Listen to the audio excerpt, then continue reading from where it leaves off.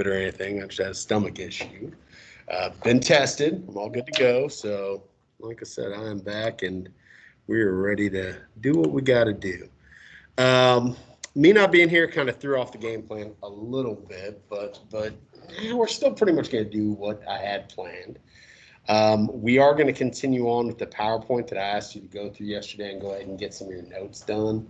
The reason I did that is I'm hoping that if you actually went through it and got, most of the notes that you feel you needed for your notebook completed, that we can move a little bit more quickly because you've already seen this material. So my goal is between today and probably tomorrow to go ahead and go through this whole PowerPoint. There are a few things you may need to add, but for the most part, just pay attention, ask questions if you have them.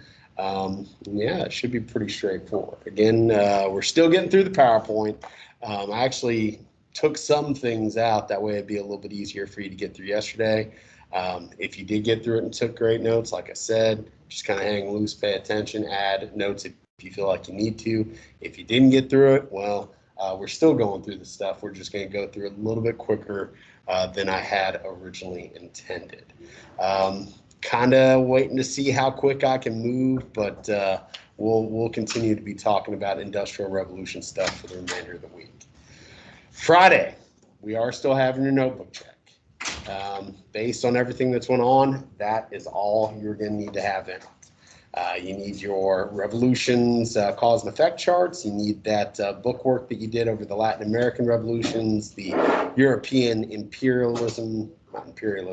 nationalism notes, and you'll need a decent amount of notes over this PowerPoint.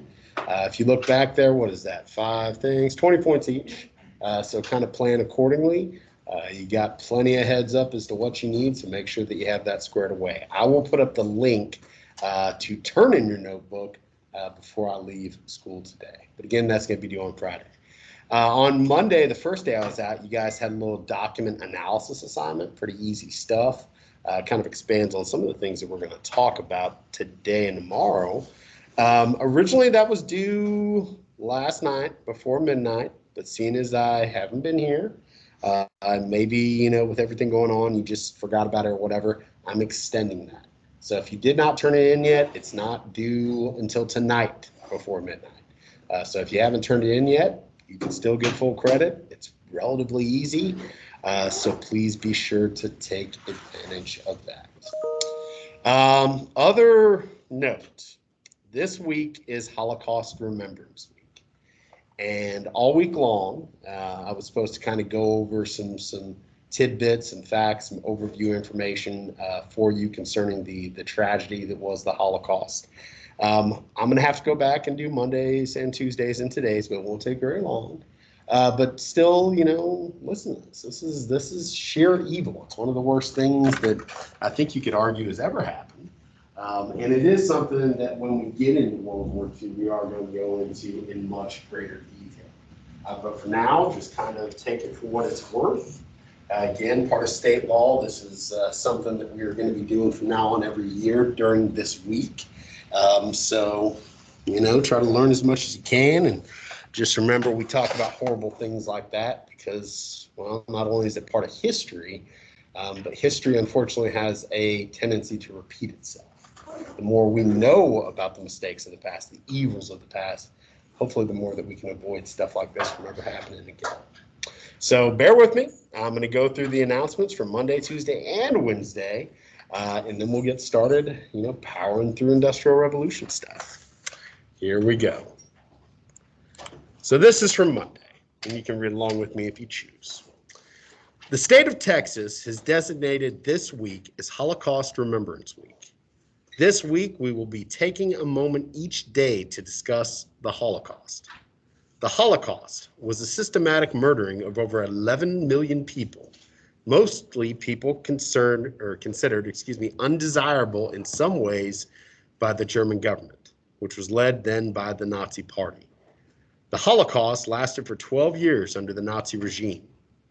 The purpose of the week of remembrance this week is to create a sense of understanding and responsibility in the face of adverse events. The goal is for all of us to recognize and uphold human value in order to prevent future atrocities. So Tuesday's lesson, what's in a number? 11 million is a staggering amount of people to die just because they were thought to be inferior in some way. In a few instances, some escaped, but most did not. To get a visual of the survivors, think about attending a football game. The stadium is full, then something happens, and the only people left are the very first row in the bleachers. Everyone else has been wiped out. That's what happened during this time. What's in a number? Think about your phone number, your school ID number, your social security number.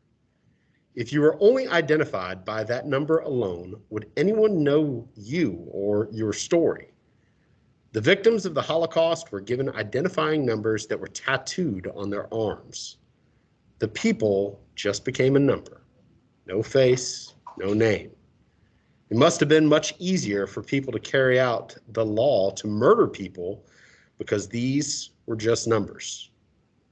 When possible, learn people's name without judgment. When we all really look at and learn about one another, people begin to matter to us. That's important.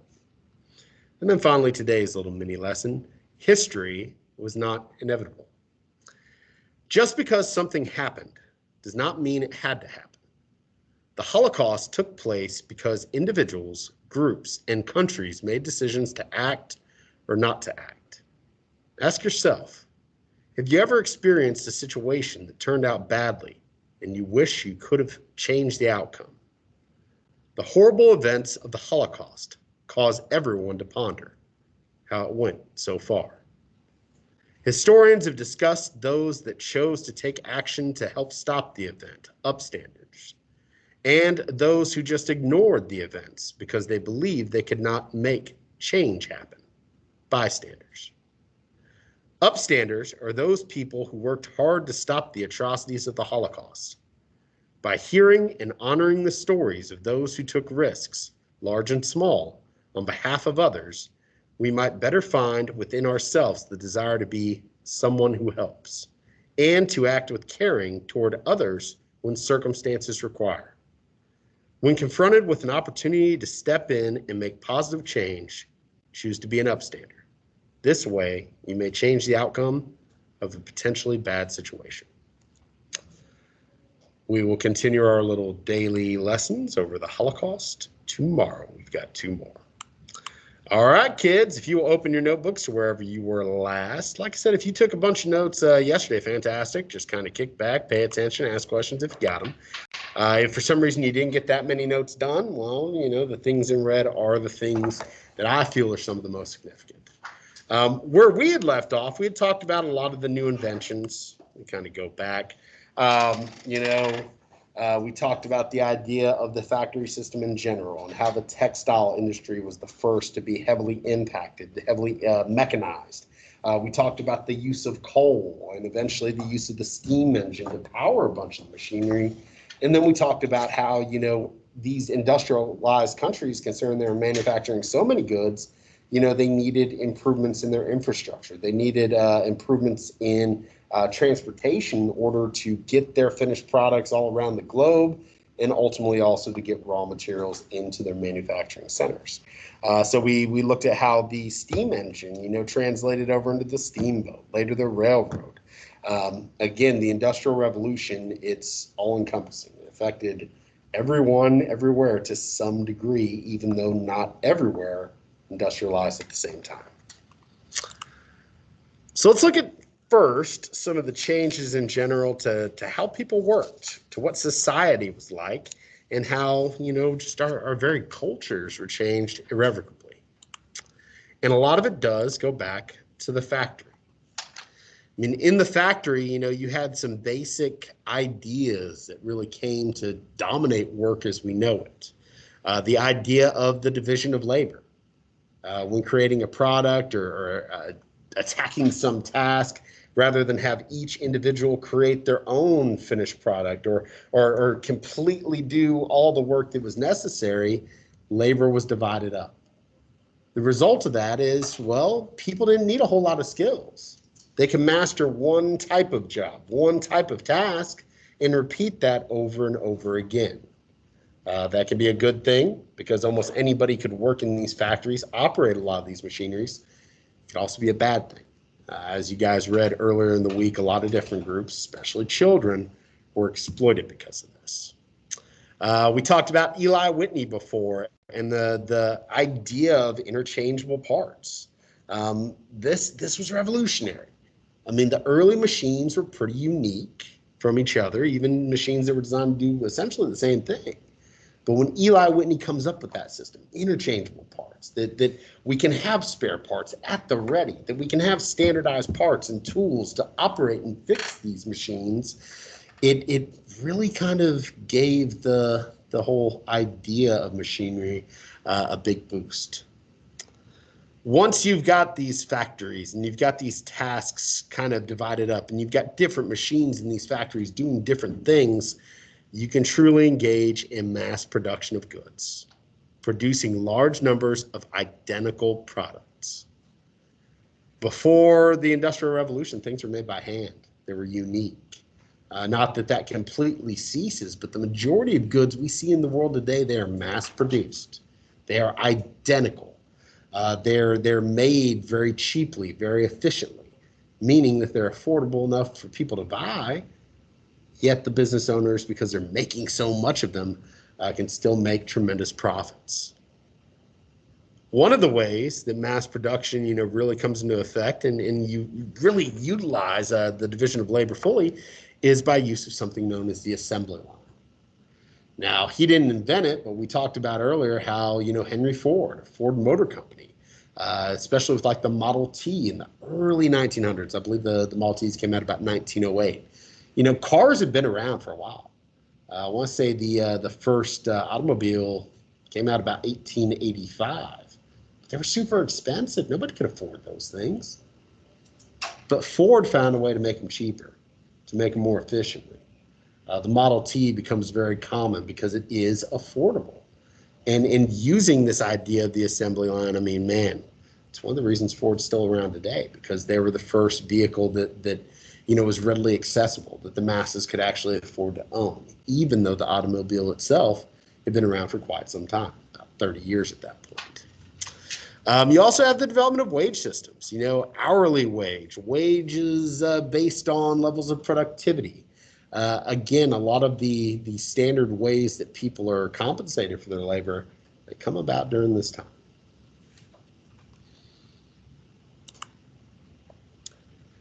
Machines in general change the workforce forever. Unskilled workers learn to operate machines in a few days. Because, a lot of the labor necessary in the factories after a while was low skilled, these factory owners could pay low wages, which meant these families that had moved into the cities from the countryside looking for jobs, well, now the only way to really make ends meet is for everybody to work. The father, the wife, the kids. Women and children during this time period really get exploited by factory owners. You don't have child labor laws yet. You don't have mandatory public education yet. Children are there, and even though it's oftentimes very dangerous work, operating machinery, going into the mines, to dig coal and iron ore, business owners took advantage of this because, women and children, even with very little skill or training, they could operate the machines. They didn't necessarily expect very high wages. They didn't already have a set work habit necessarily. So business owners saw them as, ultimately something there to be exploited and make money off of. The outcome, skilled workers, not as necessary. So those with high skills oftentimes found themselves unemployed or underemployed, making considerably less than they probably should be earning. There was a huge rise of child labor, exploitation. The idea that, children, it's just natural for them to get up and go to work. And man, in those documents you read at the beginning of the week, we're talking about kids working 12 plus hours a day. Pretty much getting up, going to work all day, maybe getting a minor break for lunch, coming home, eating their supper, going to bed, and the whole thing starts over again. A lot of what we consider commonplace, like child labor laws, like 8-hour work days, like 40-hour work weeks, like overtime pay if you go over that. Did not exist yet. This is one of the reasons those things exist to this day, minimum wage. You also saw something kind of crazy develop that we will see as a defining characteristic of, I guess you could say patriarchy, but even life in a lot of places to this day. Middle and upper class women started to buy into this idea of the cult of domesticity. It was seen as a status symbol if the female of the family, the wife of the family, didn't have to go to work. If she could stay home and be the homemaker, and maybe if the kids could also stay home, she could take care of them. That was seen as a status symbol. Well, you'll see in the years as they progress, that becomes the expectation for some middle and upper class women. They stay at home, they take care of the kids. Again, kind of messed up, really messed up. But we've talked about patriarchy being one of those running influences, one of those big time continuities in all of human history. It unfortunately continues to some extent to this day. And the fact is, during those days, this was seen as a status symbol. This was something that people, if they could, wanted to have for themselves. It's kind of crazy, but families had always worked together. You look for most of history, people work in agricultural communities, and they get up and they work as a family, and they harvest the crops, they till the soil. Before that, labor is divided up, but families were together. The nature of families changes forever at this point, because a lot of these families, they're going their separate ways every day. They're coming back together at night, maybe for a little while, they're going to sleep, and the whole rat race just starts over. It's kind of like what we have today, right? This was worse, don't get me wrong. But a lot of the ways that we consider commonplace now, how we live our lives, how we interact with our family, it's not how it was. Because for most of history, families were together like all the time, living in rural areas. And then during the winter months, when there wasn't farm work to do, they were really together all the time. This is when a lot of those family dynamics started to change. We know that industrialization does not happen everywhere at the same time. Okay, it starts in Great Britain because they had the resources and they had the empire and they had the water and you name it, okay? And we're looking at mid-ish, late-ish 1700s. That's when things really begin. The British tried to keep this stuff a secret, okay? They did establish some rules for exporting inventions and machines. They wanted to keep this little nugget to themselves, but you can't keep secrets like that. Some factory worker, some business owner is going to end up breaking away and trying to, make a living somewhere else, succeed somewhere else. And that is essentially what happened. In 1807, a British mechanic opened a spinning factory, a textile factory in Belgium. So Belgium, tiny little Belgium, just to the north of France, is the first country outside Britain to industrialize. Then the trend just continues. Next, you get Germany, which is pretty brand new as a country. It took them a little bit later because they had to solidify. Remember, we talked about German nationalism and unification a little bit last week. You've got France, who obviously through a lot of the 1700s is going through their stuff. Late 1700s, you have the French Revolution, you have the conquest of Napoleon. That put them behind a little bit. But once everything started to settle down, well, they too could join the fray. The United States is the same way. We get past the American Revolution. We get into the 1800s. We start to establish ourselves. We have those ties with Western Europe. We begin to industrialize as well. Again, you look at the places that industrialize next, they have a lot of those pre-existing conditions that the British did. Not all of them, but they've got coal, they've got iron ore, they have access to rivers in port cities, overseas type shipping, and they have wealth to invest. Italy and Russia come next, but it takes a while, okay? Italy also was going through unification. That didn't go without issue. There was some fighting. There were some issues. A lot of people actually immigrated out of Italy during this time. Russia also is a little bit behind. Now, Russia does industrialize, but they're not manufacturing a whole lot of like goods.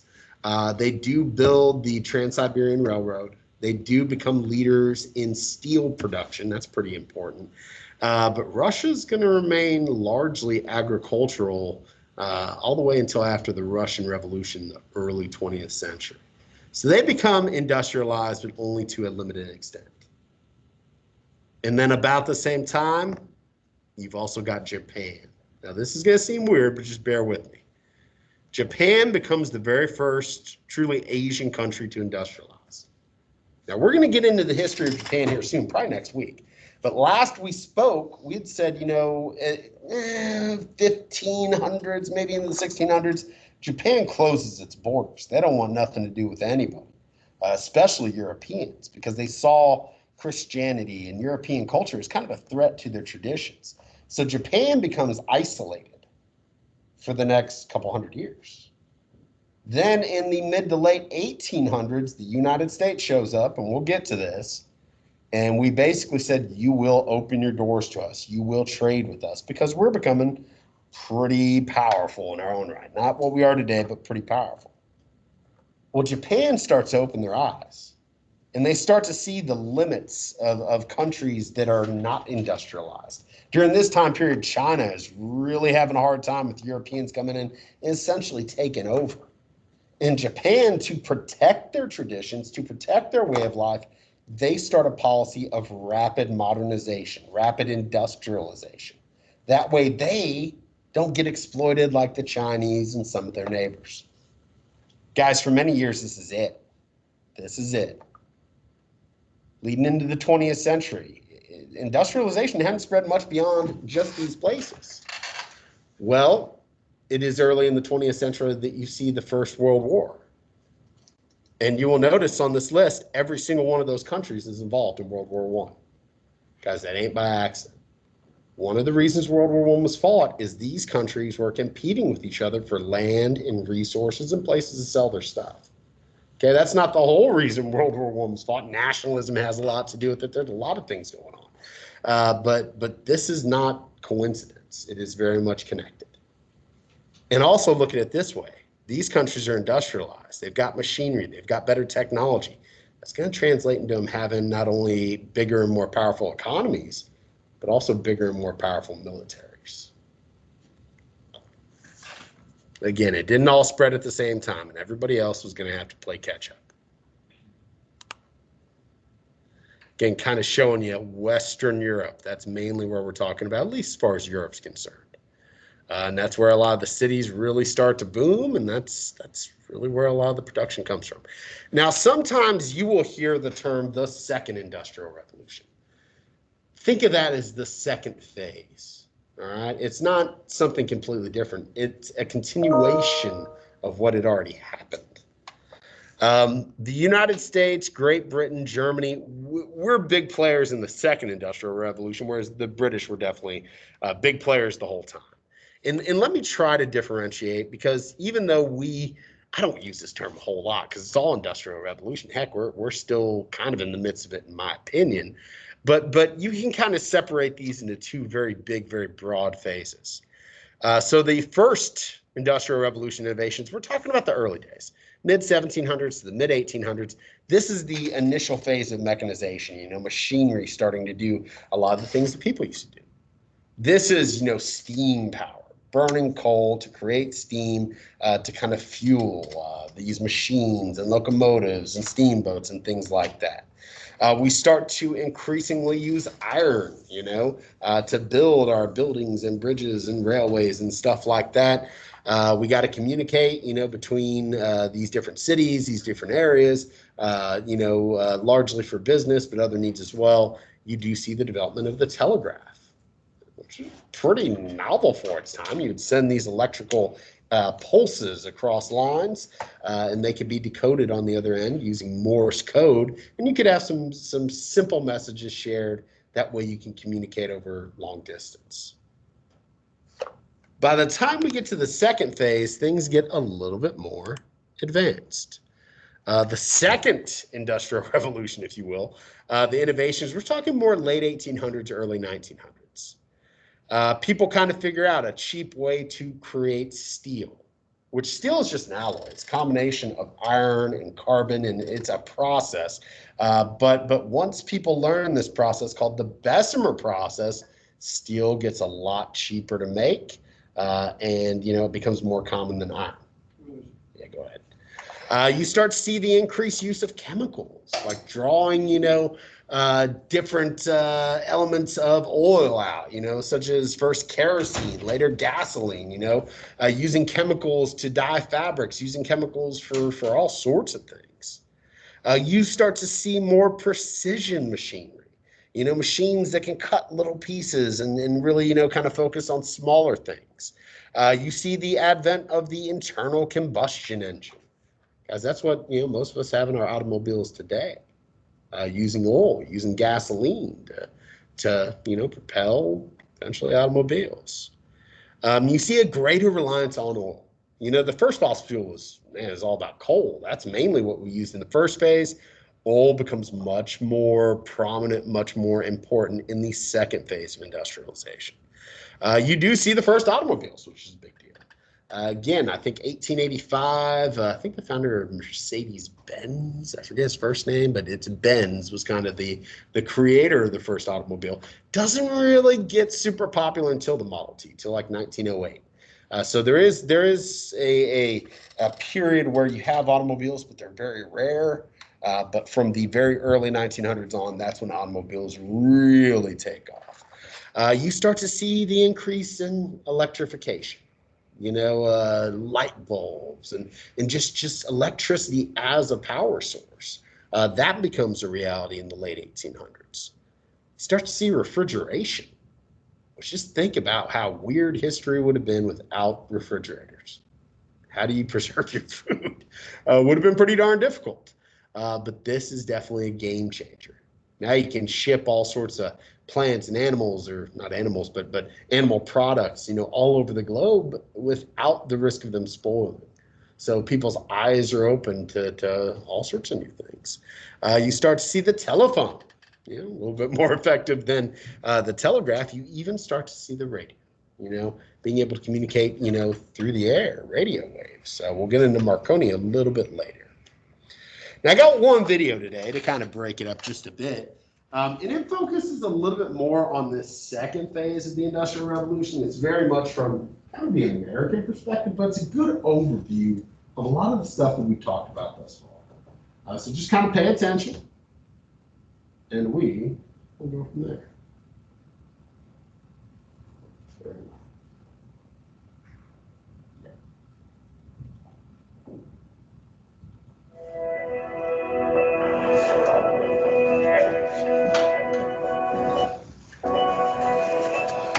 And online kiddos, I have not posted this video yet. I completely forgot, but I'm going to post it after class. People provided most things for themselves. They made their own cloth, sewed and made their own clothing. They grew their own food and hunted for the meat they ate.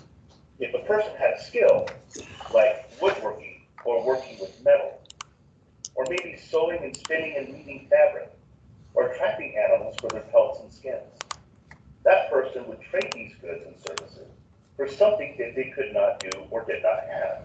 This trading was called bartering. It was important to the way of life around the world. At one time, most people used hand tools or simple machines powered by hand or pulled by animals to make the things they needed for everyday life. From making clothes, furniture, and other goods, to growing and producing their own food. It was hard work to provide the things they needed. Children worked, families worked, and the elderly worked as they were physically able. They worked hard, or they did not eat, or have any clothes to wear, or have a shelter to protect them from the elements. The Industrial Revolution, which began in the late 1700s and continued to the 1800s, changed the world. The Industrial Revolution represents the time when home production of goods began to be transferred to factories powered by steam and electricity, fueled by coal and oil, producing things in mass quantities and transporting things fast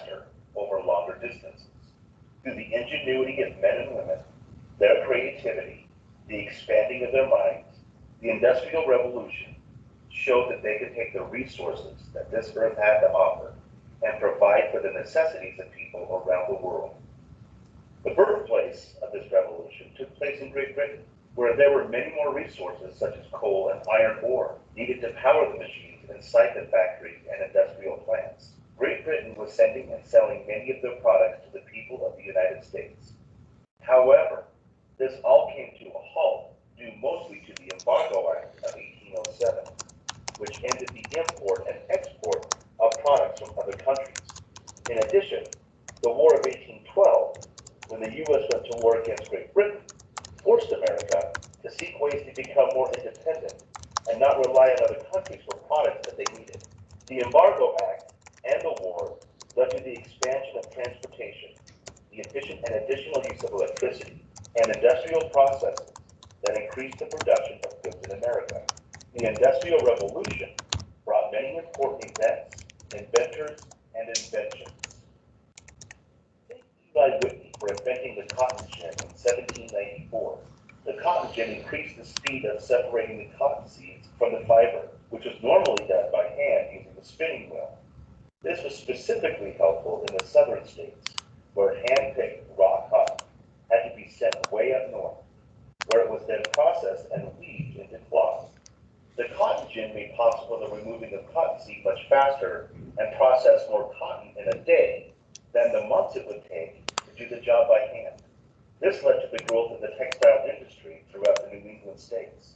The cotton gin invention also helped Eli Whitney come up with the idea to use interchangeable parts, standard parts which could be used on different types of machines and lower the cost and improve efficiency in manufacturing. The first interchangeable part Whitney produced was used for firearms used by soldiers in that era. In 1846, Elias Howe received a U.S. patent for refinements in the development of the sewing machine, which of course allowed for faster production of clothing and eventually resulted in most people no longer needing to make their own clothing at home. Other developments took place in the farm industry. Better machines were produced, such as the reaper in 1831, allowing the harvesting of grain to be faster and cheaper. In addition, John Deere invented the first steel plow in 1837, which helped farmers become faster and more efficient in planting and growing crops. Due to these improvements in farming, the increase in the number of factories, and the productions of goods outside the home, people began to move from farmland into the cities across the country. They no longer needed to grow their own food, raise animals, or produce products at home. Unfortunately, the large numbers of people moving into the cities brought about new problems. Overcrowding and disease was taking place across many cities in America. There were not enough jobs for the people. Poverty was found everywhere, and the cities could not support everyone. The overcrowding led to poor sanitation, causing diseases and other health problems, as well as violence stemming from the protests of workers against bosses who were paying very low wages. Some factories were even using child labor, which was finally restricted in the early 1900s. Yes, development and growth also bring problems, which provide opportunities for solutions. Despite the problem, other improvements were made in communication and transportation. The amazing inventor, Samuel Morse, successfully exploited the development of the telegraph in 1860, which allowed communication by wire using electricity and sending pulses of dots and dashes to communicate the letters of the alphabet from the East Coast to the Mississippi. The Cumberland Road became the first national road beginning in 1811.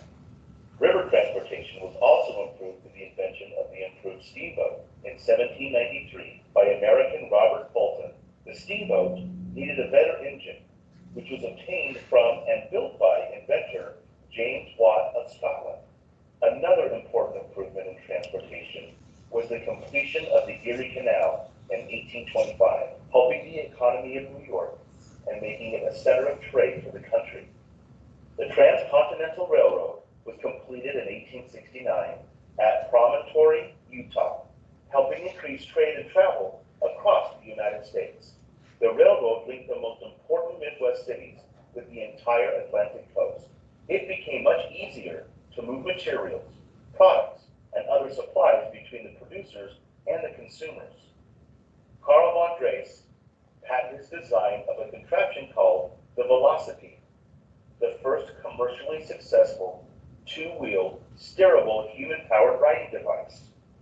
The Industrial Revolution inspired many other great inventions during the rest of the 19th century and well into the 20th century, including the light bulb by Thomas Edison in 1878, the telephone by Alexander Graham Bell in 1877, and the first gasoline-powered automobile by Carl Benz in 1885. The Industrial Revolution made real the dreams of what was and is possible. Today, everything we enjoy and need came through the great developers and inventors of the Industrial Revolution. Automobiles, airplanes, you get the gist. It's all Industrial Revolution, which is, again, everything connects. And even just, how people work. It's not just people in factories. You got more products. So you got people working in shops. You got some people that end up having more disposable income. So you have more restaurants. You have more everything. Again, the Industrial Revolution does cause an immense amount of change, and that includes where people live. You've got a lot of emigration, or people moving from their country of origin, and a lot of immigration, people moving to new places during this time period. Last year, maybe, I don't know, but in world geography and human geography, I'm sure you guys talked about migration, there are these things we call push and pull factors. Push factors, political instability, lawlessness, lack of jobs, lack of food, lack of opportunity, oppression, living under a tyrannical government. Those are things that are going to make you want to leave a place. But jobs and opportunity and more freedom, those are things that are going to make you move to places. And especially as you have better transportation options than you really had ever had, in the form of steamships and trains.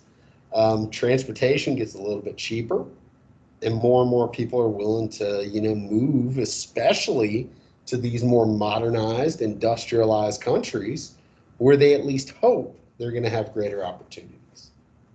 I mean, there's no accident that we see, this huge wave of immigration, in the 1800s and early 1900s, especially to places like the United States. Not just here, but we're certainly a go-to destination. We have been pretty much ever since. This map, you kind of see different patterns of immigration, different numbers of people coming into the United States through certain entryways. Individuals coming out of Europe, especially, well, they were kind of funneling through Ellis Island near New York City. You see the old photos and stuff where they're sailing in and they're seeing the Statue of Liberty. That's what we're talking about. And as you can see, and this is mainly the 1800s, but early 1900s as well, 1900s, excuse me, you have waves of European immigrants. Kind of the earliest, big wave of immigrants, kind of the old immigrants, if you will, mainly came from Northern and Western Europe. Places like Ireland, where in the 1800s they had the potato famine, so a lot of people had to leave. That's the main thing that Irish made. Later you have kind of the new group of Europeans, people from Southern and Eastern Europe coming in. You've got Latin American immigration, Canadian immigration to some extent. You've also got Asian immigration. You've got the Japanese coming in. You have an awful lot of Chinese. We'll get into exactly why later, but China was going through a big hard time during this time period. We'll later talk about an idea called nativism. Anytime you have large groups of people coming into a new country, the natives or the people from that country, sometimes you're going to see some animosity. We still see that to this day. Chinese immigration here on the West Coast got so bad that at a certain point, our government actually passed something called the Chinese Exclusion Act, which limited the number of Chinese that could come into the country every single year. So, today when you hear about immigration, and it's still a hot button, and you talk about, especially immigrants from Latin America coming in and all the controversy related to that, this is nothing new. We have seen waves of immigration and negative responses to those really throughout our nation's history and throughout world history. Again, it's messed up, but anytime you have large groups of immigrants coming in, some people are not going to be happy about that.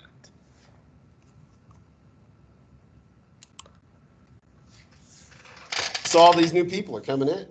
You got people coming from within the country looking for jobs. You got immigrants coming in looking for jobs. This will be our last slide of the day. This is just going to contribute to further urbanization, the growth of urban areas or cities and suburban areas, those smaller towns and neighborhoods that surround big cities. The factory system caused rapid growth of cities, urbanization. The outcome, overcrowding, rise of crime, pollution, poverty, disease, to house, all these new individuals. You start to see these really rundown apartments just thrown up called tenements, which were run down, often overcrowded. They were essentially in the slums. A lot of times immigrants kind of would come into new countries and kind of congregate together. We call that an ethnic enclave. A good example, a lot of American cities, not all, but you've probably seen in movies Chinatown. Okay, that's an area where a lot of Chinese immigrants would settle. You've got Little Italy, in New York, where a lot of Italian immigrants settled.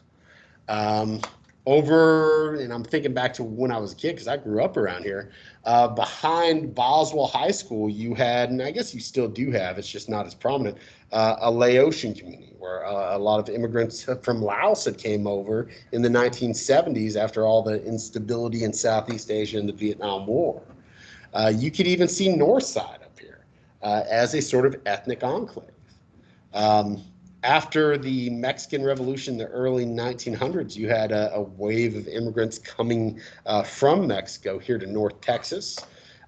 There was work in the stockyards and the cattle, area, the slaughterhouses. A lot of Mexican immigrants found work there, and then they just kind of built around, where they worked. Again, ethnic enclaves, good vocab to know, but that is one of the big results of this. And, even people that start to make a little bit more money, do a little bit better for themselves, they want to escape the overcrowded nature of the cities, yet they still work there. That's when you start to see these smaller cities, these smaller towns develop around big cities. You think around here, you've got Fort Worth, you've got Dallas. Well, Saginaw, you could kind of see as a suburban area of Fort Worth. Okay, that's all it means. It's not quite to the level of the city, but this is when you start to see those created. And with trains and eventually automobiles, you're going to see people being able to not live as close to where they actually work.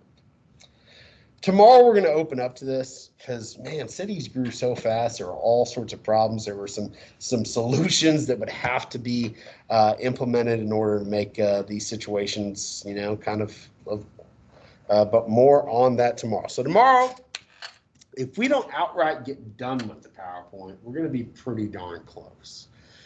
So tomorrow, come in, we're going to hit the ground running, get through as much as we can. We may have a couple more video clips, and then whatever is left, we're finishing on Friday. So the Industrial Revolution, we may still have a few things to do early next week because it's just so broad, it affects everything. But the PowerPoint will definitely be done this week. Hopefully, if you did a bunch of notes yesterday, hopefully this is just kind of a review of what you already read. Other news and notes, notebook check. I'll have the link up, should be up today to go ahead and turn in your notebook. We're still adding notes probably, but what we have up there, that's what you need. The cause and effect chart over the American Revolution, the one over the Haitian Revolution, the one over the French Revolution. Last week we had the definitions, the bookwork from Latin America and European nationalism. And then I need a decent amount of notes over this PowerPoint. That's for a daily grade, but remember your notebooks do add up to your final test grade, so let's get that squared away. And finally, Monday, when I was out, you had that I think pretty easy document analysis on that. Just need some opinions. Just need to see that you read and thought about this. It's 10 questions. It was originally due last night before midnight, but I decided to extend it to tonight. So if you have not turned it in yet, please take advantage of it. Other than that, we got about 4 minutes left. Y'all just hang loose.